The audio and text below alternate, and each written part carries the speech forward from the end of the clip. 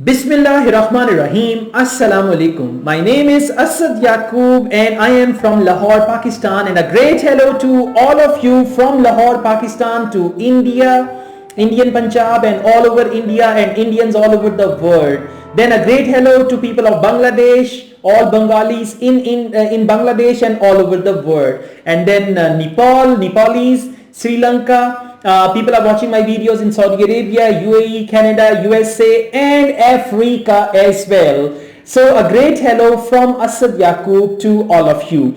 I was talking to my student Natasha Kundo, who is a 8 band achiever. In speaking, she got 8 bands 3 times and one time she got 8.5 band. So I was thinking that, you may have seen her speaking videos. So I was thinking that I should talk to her and record her interview, that how did she get 8.5 bands in speaking. So let's just take a start.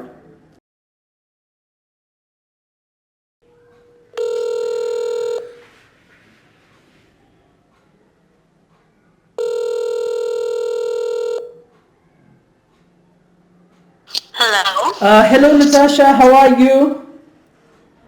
I'm good. How about you? Fantastic. Natasha, you are a public demand on my channel now. My students want to listen to you. They need your tips and they need your techniques actually.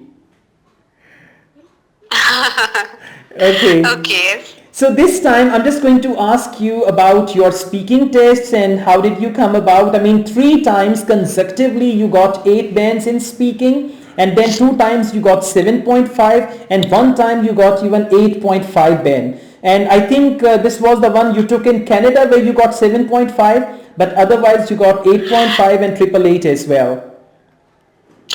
Yeah, actually it was an Indian only who was taking my speaking. She was Indian. Okay. She gave me 7.5 and I felt so badly at that time.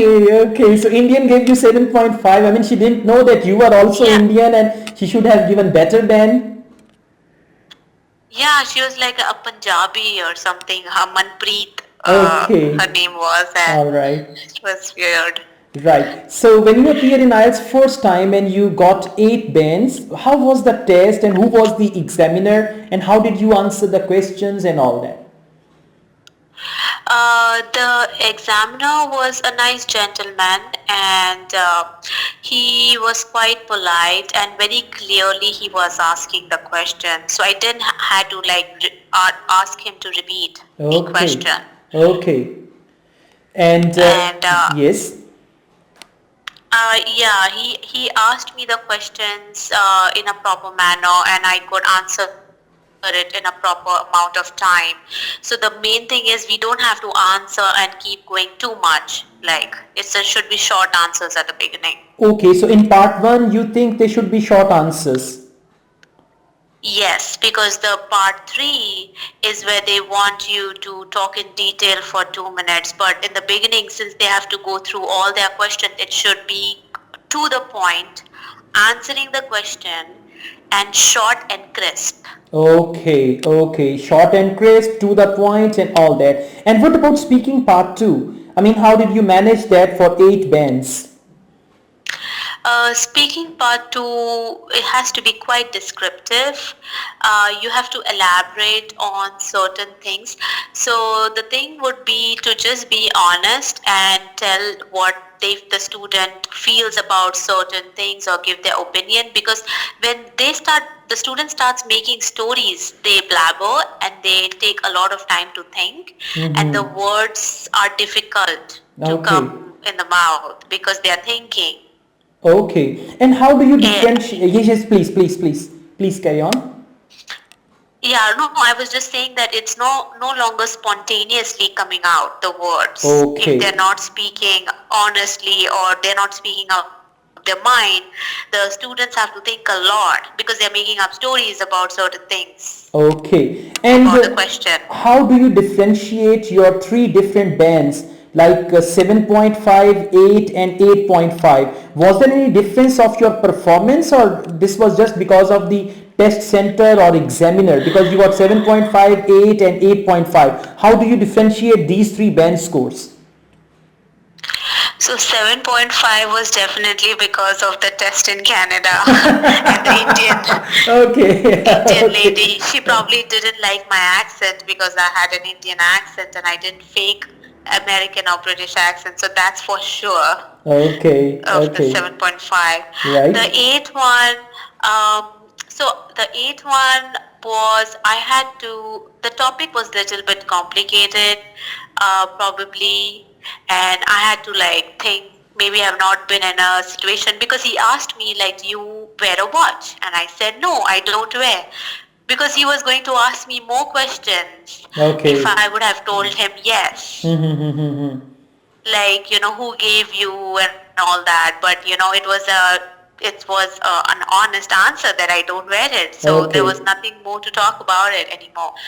The 8.51, I think it made a bigger impact and I got an 8.5 is is because he took my test for the second time in the same Really? center. Why? Why? Okay, the Yes. same guy took your second time test. All right. All right. Yes, Yeah. Yeah. so Yeah. he kind of recognized me or something. Okay.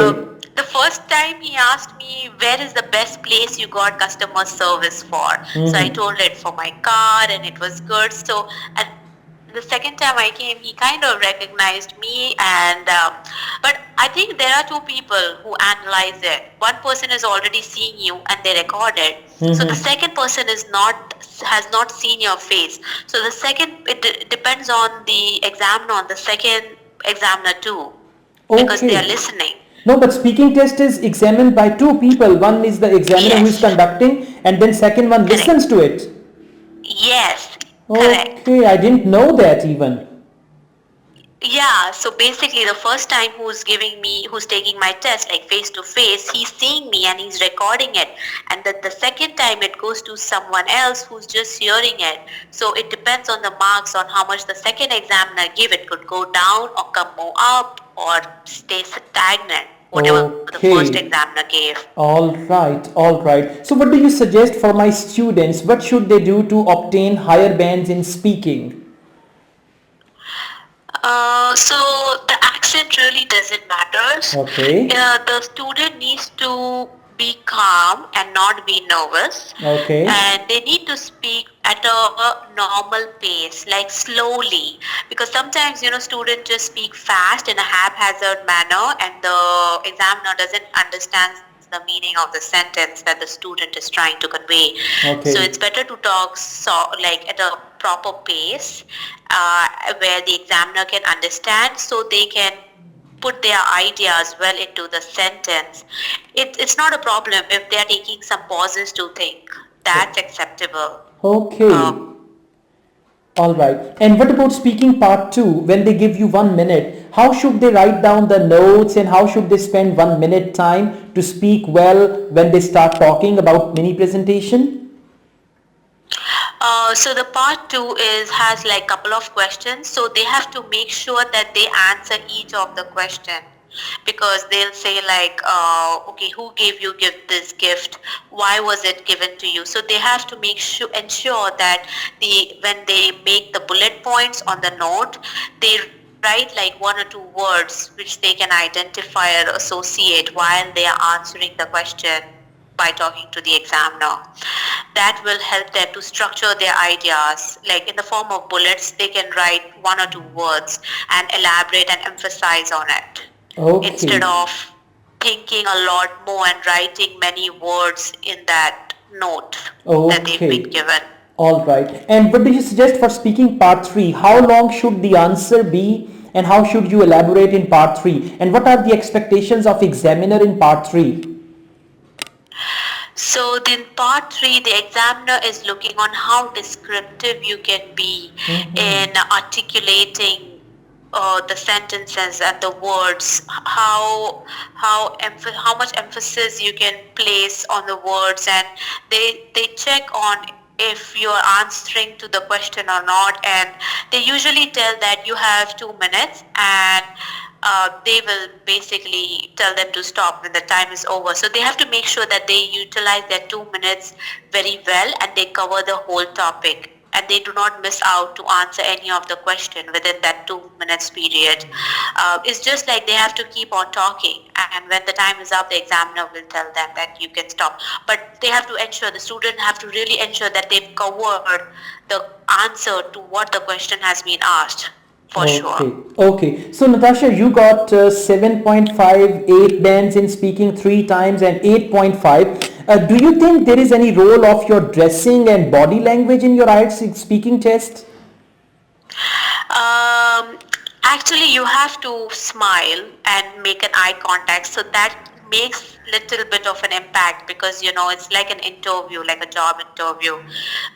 You look confident, they perceive you as confident, so that's definitely there. And what about dressing? If you look nervous, then it's just like projection. And the dressing, yeah, I had actually changed, because it's very cold during the reading and the listening test. So I actually had changed my t-shirt in the car, and so I wanted to look good and make an impression.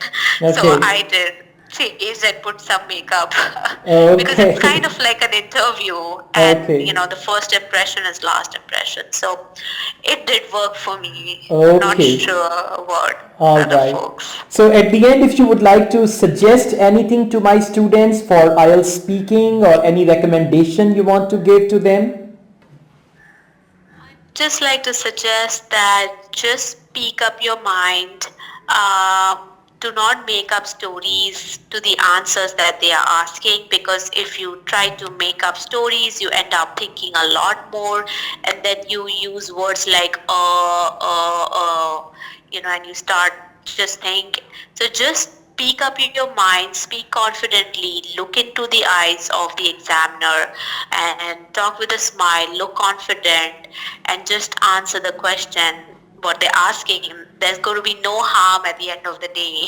So just be and take it casually and to speak with confidence. Okay, that's great, Natasha. Thank you very much indeed for your tips and techniques. And I mean, you proved it. I mean, the tips you are giving, they are the rare tips, because you proved it 6 times that you are capable of getting good band score in IELTS. I mean, 3 times 8 band, and 2 times 7.5, and 1 time 8.5. This is a proof that you are capable of getting this band score, and I would say you are capable of giving tips to people as well. This proves that thing as well. Exactly. So thank you very much indeed. Oh, you're welcome. Yeah, I hope the students don't give up and just follow their dreams and make it happen, because they know they can do it somewhere in their mind. Okay, that's lovely. Thank you very much, Natasha. Good night. I mean, it's 1 a.m. and Natasha is so kind that she was with me and I requested her, and I recorded around 6 videos with Natasha. So you can see all these videos one by one. Natasha, thank you very much indeed. You're welcome. Okay. Thank you. Thank you very much. Good night. Sweet dreams. Yep. Good night. Good night. If you like this video, and obviously you should like this video, you should like this video, hit on the like button, and you should subscribe my channel and click on bell icon, so that whenever I upload any video about Natasha, about IELTS, you'll get to know about that. I run another channel, Asad Yaqub Vlogs. You can subscribe to that channel as well, and don't forget to comment. If there is anything else you want to ask Natasha, you can write a comment about that, and then I will interview her once again. I also teach IELTS online. If you want to join my online IELTS classes, you can contact me for that. Asad Yaqub with Natasha Kundo wish you all the best with your IELTS preparation, and one day I will be holding your result here in front of me and I'll be interviewing you. If you get good bands in IELTS, do inform me about it, and then I will record your interview and I will share your tips with others as well. Once again, I'm really thankful. I mean, that's what we say, a bundle of thanks to Natasha Kundo, who spared very precious time for us. That was the time for her sleep, and all day long she was working and she was tired, but still she gave her the best time. Take good care of yourselves, and Asad Yaqub will bring more things for you as well. Take care. Allah Hafiz.